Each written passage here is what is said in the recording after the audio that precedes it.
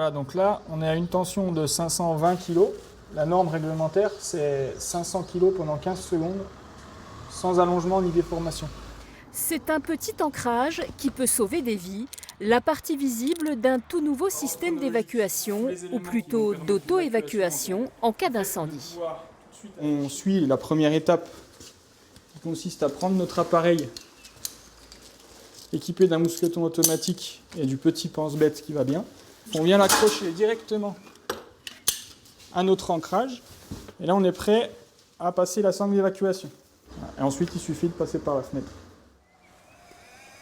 La descente se fait en douceur, 1 mètre par seconde, et avec une sangle à chaque extrémité de la corde, le système permet d'évacuer les occupants d'un local en feu l'un après l'autre. Maxence en a eu l'idée il y a 2 ans, après l'incendie de Courchevel, qui avait coûté la vie à 2 saisonniers et fait 24 blessés. La plupart s'étaient défenestrés. Donc là l'idée c'est de pouvoir proposer aux gens d'être acteurs de leur sauvetage et de ne pas avoir à attendre vraiment quand on sait que les secondes sont comptées et que la situation devient dramatique, de ne pas en venir à un acte désespéré, quoi.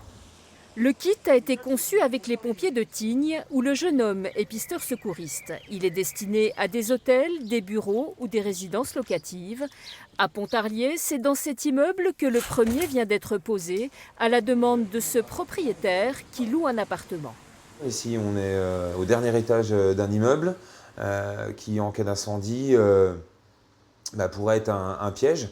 Et là, on a enfin la possibilité de s'évacuer sur les 2 faces de cet appartement. Oui. Ça rassure, évidemment.